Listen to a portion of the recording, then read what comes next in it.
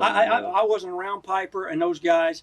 I wasn't witness or privy to any of the substance abuse that was going on behind the scenes that everybody talked about. Yeah, them guys doing $5,000 a week in cocaine. I never saw any of that. I never saw it. I heard stories about it.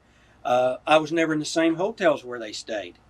You know, when I came there, I ended up hooking up. Jimmy was with Adrian Adonis and Arton and those guys for about that first year. I was kind of on my own, did my own thing, and traveled with Gene Lewis, cousin Luke, Hillbilly Cousin Luke. I traveled a little bit with Hillbilly Jim and Terry Gibbs and guys that I had known. Just, you know, I was underneath making $300 a night. I was not making $10,000 a week, $15,000 a week like those guys. Right. You know, so I didn't live the same lifestyle. I knew that this was a long-term investment that I had to make pay off because I was already in my 30s. I mean, how much longer can you go? Well, I'm still going. Now, did you and Jerry Lawler have heat back in those days? I never talked to him. Once I left Memphis, I never talked to him anymore. I didn't have anything to say to him. He came to me. We had done the Tupelo concession stand match and did that angle that ran for that week. And had one of his teenage queens. You know, he's got this, I call him Chester Lawler. Everybody's got their problems, I guess. It just came to the forefront when he was accused of statutory raping some 14-year-old girl, which I heard it cost several $100,000 for him to get out of. Anyway, he had one of his young teenage queens around with him, and we had done a Tupelo concession stand match, and the week had run now, and it had been sell out every night, everywhere, turned people away. Here he comes in. We're doing interviews in the interview room at the Mid-South Coliseum on Monday nights when they paid. Here he bops in, you know. He's coming over and he gives her the check. Her name was Paula. Here, Paula, give him his check. She bops over, little bleached blonde that he's got, you know. He's got a problem with these young bleached blondes. Anyway, she gives me the check. I open it up. It's $999. He says, well, there you are. Your first $1,000 a week in the business. How about that? I said, it's not $1,000. See, Paula, I told you he's not gonna. I told you he wouldn't care. He's got something to say about it. He's not gonna care. So already he had a negative attitude about it. But yet he's bopping in there going, here, how does this make you feel? Your first $1,000 a week in the business. Well, it's not $1,000. It's $999. And I said, every house we worked on was sold out.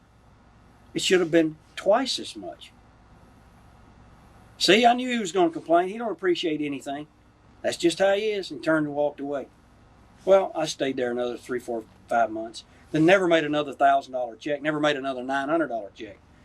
But yet the business was still sold out. And I, at that point, which the year before that when I was first breaking in there, she'd fill out the booking sheets. And I'd get my booking sheet.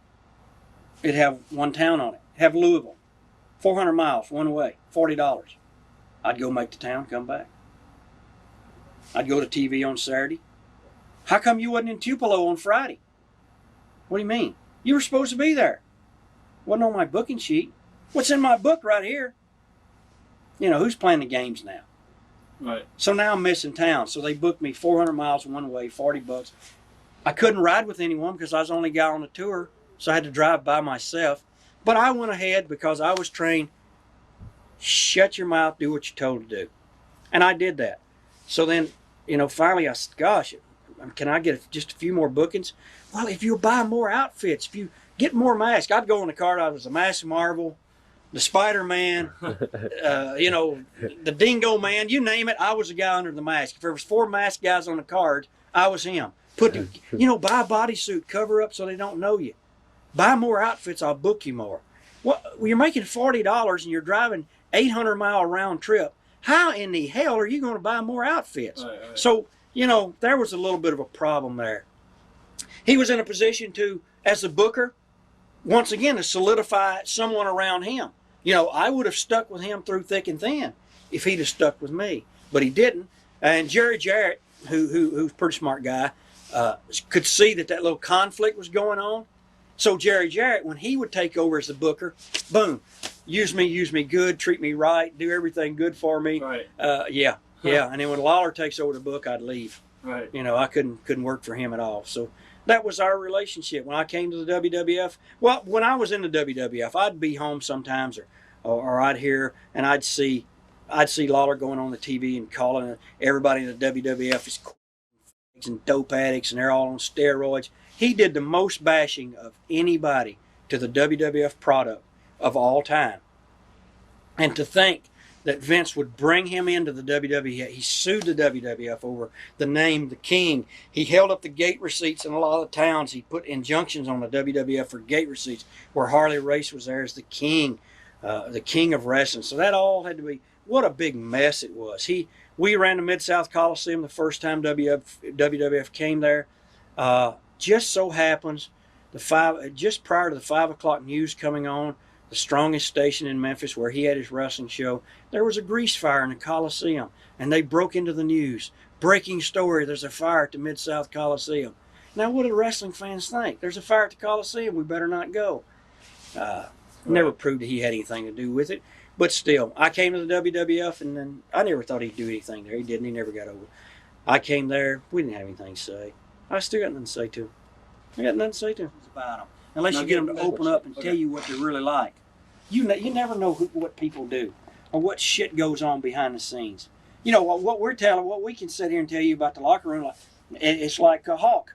Now, Hawk can tell you some stories that I don't know because he was privy to more of it. I don't know if he told you the story about him sitting there telling Vince about Vince chasing little boys and all that stuff.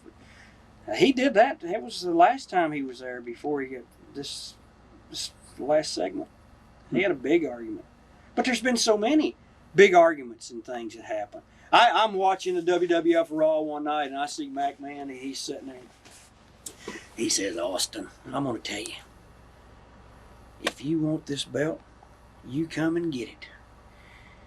It'll be on a mantle over my fireplace. Well, about 10 years ago, if I'd had a tape of the conversation, my wife said, I can't believe that. That's the same thing you told him 10 years ago. He had taken something that I told him, and he used it in an interview for himself. Now, he obviously liked what I said, right, or it made some impression upon him that he later used it. And I told him, because I had left the WWF and had the belt. Right. I wasn't going to put Savage over on the Friday night main event. Right. I had left and went home. And I called there, got him on the phone, and then we started talking, and that's what I told him about the belt. I told him, I said, if you want, I'll drop the belt to 2 people. I'll drop it to Hogan because he's my friend. I thought, he's my friend. Exactly what I said. He's my friend. He helped bring me to the WWF, and I'll drop it to him. Or I'll drop it to you because it's your belt and you own it if you think you're man enough to beat me for it. I said, otherwise, it'll be on the mantle over my fireplace. It's here in Memphis. If you want it, come and get it. And that's what I told him. And 10 years later, if somebody looks back in the archives and you see the thing, he said, Austin, if you want this belt, you come and get it. If you think you're man enough, it'll be on the mantle over my fireplace. So that's what I told him, and he used it later on. I thought that was quite nice. Watch thousands of exclusive shoot interviews right now on TitleMatchNetwork.com.